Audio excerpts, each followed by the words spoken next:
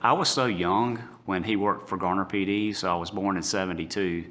So I was maybe 6, 7, 8 years old when I remember him being in a Garner uniform. But I do remember coming to Garner as a child and seeing him in that uniform.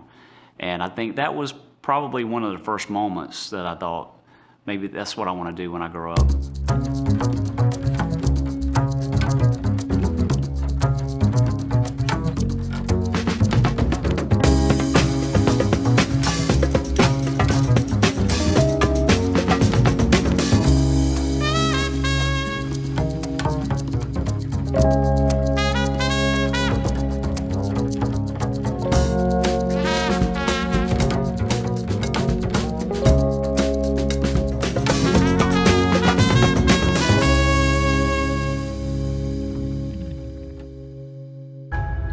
Do you, Christopher Michael Adams, solemnly swear that you will be alert and vigilant to enforce the criminal laws of this state, that you will not be influenced in any matter on account of personal bias or prejudice, that you will support and maintain the Constitution and laws of the United States and the Constitution and laws of North Carolina, not inconsistent therewith, and that you will faithfully and impartially discharge and execute the duties of your office as captain according to the best of your skills, abilities, and judgment.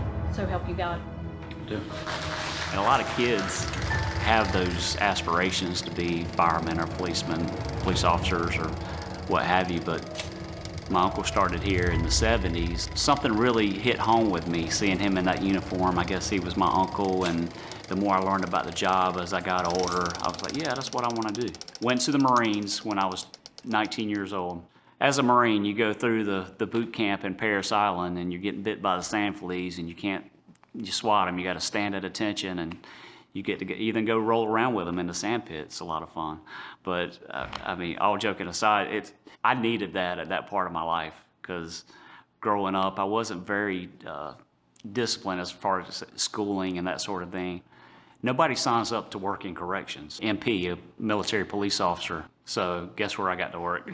But it was really a huge blessing in disguise, because although it's not what I wanted to do at the time, I did learn how to build relationships and make those connections with people that, although they've done something to get locked up, you have to understand that you still treat them as good as you possibly can, because they're all people like us with families. They made bad decisions, sometimes something, relatively speaking, small on the greater scale of things. So you hope that you can help rehabilitate some of those detainees. After that, I went back to Wake Tech and finished my associate's degree. I actually applied in Durham and Garner. I mean, Durham's a nice place, but Garner is more, I guess, my speed. You have enough going on that you can be proactive in enforcement. You can get out into the community and really interact with people. A lot of times in places, some of the bigger municipalities, you don't have time to do that. So Garner's special in a lot of ways, and to me, that's one of the biggest, is you really get the chance to foster those relationships.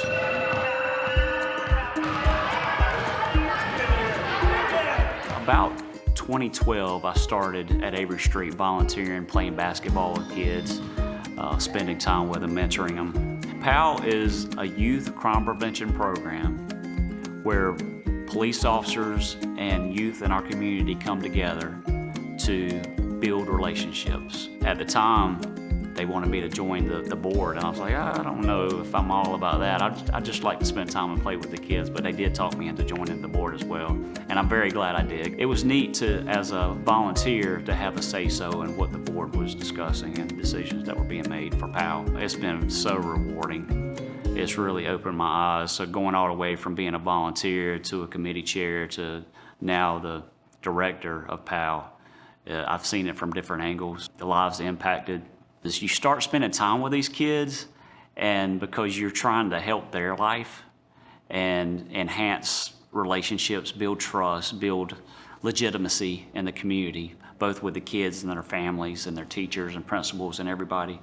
But what winds up happening is it really impacts you as a volunteer, as someone who's spending time with them. It really it makes a change in you somehow. It's hard to describe, but I mean, I'll never be the same from spending time with these kids and hearing their stories. Maybe early on as an officer who was young and just getting out of the Marines and really eager to go out and maybe enforce the law and really looking at it from that point of view, you don't always notice, you know, the kid in the corner that's scared to death because something's going on, whether it be medical emergency or maybe they just got, you know, victimized in some way or their parents are fighting or something like that. I notice those kids more now and really try to make sure I speak with them and spend time with them. Maybe give them a book or a stuffed animal or a sticker or something and maybe follow up, you know, instead of just dealing with that situation just that one time that we get the call, going back maybe a day later or a week later, or maybe start building a relationship with the family and checking back in with people. And that's really the part of law enforcement that's unseen, because we wear our body cameras now, of course, if we're on a call for service and we're having an interaction with someone on a call. But if you're just stopping by to say hey to a kid, you don't necessarily have to record that. And so there's no record of a lot of these things and these interactions. But really that's where we're building the trust and really getting that buy-in from the community and the togetherness between the police department and the people we serve. Sometimes the younger officers are all about, like I was, the enforcement side of things. But you really have to think about it outside of that. And you have to think about the reason that we're here, and it's to serve other people. And I think 99% of officers who get into it are coming from that angle. But sometimes we need to be reminded, especially when you've gone to so many bad calls. Most of our calls are like the worst day of someone's life, you know, and that's not normal. And you see a lot of bad stuff, and it can get inside of you and fester if you let it. But you have to turn that around and see the human side of things and see how you can connect. And don't be afraid to be vulnerable. I mean, it's okay to shed a tear or to give somebody a hug or to build that relationship, you know, and, you know, don't build up that wall. Let people see the human side of you. It's okay. If they can see that I have emotions outside of, you know, you don't want to be a RoboCop. So if they can see that I have emotions just like they do, they're much more willing to trust me. Like, okay, he's a person like I am. You know, I can talk to him. We're very fortunate to have a good relationship in the community. And a lot of that, I think, has come from many years investing into programs, into getting out of the car and, you know, shooting basketball with a kid or throwing a football around. There's a level of trust that's there, but we can't rest on that. We have to keep trying to build upon that, because there's always new people coming to Garner. We're growing all the time, new businesses, new residential areas, which is great. But those are new people that haven't had experiences with us. Maybe they haven't had a negative experience in another community with police officers or public safety. And so we need to show them that maybe we're different than what they've seen in the past. I do feel there's, what we've done has paid off, but I credit the people of our community just as much. Community policing, we can't do that without the public, you know, because we can't be everywhere all the time. So we need people that are willing to be able to pick up the phone if they see something out of place and start neighborhood watch programs and get together with HOAs and discuss issues in their neck of the woods, invite us in, and we'll be part of that.